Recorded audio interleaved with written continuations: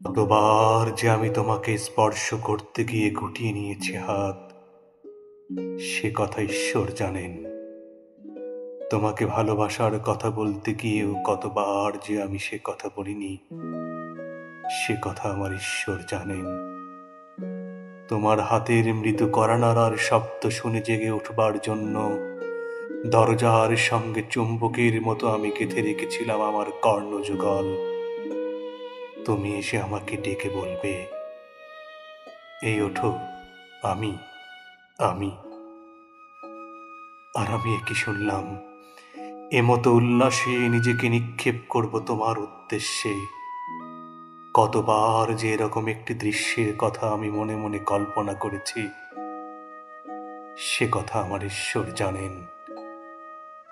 আমার চুল পেকেছে তোমার জন্য, আমার গায়ে জ্বর এসেছে তোমার জন্য।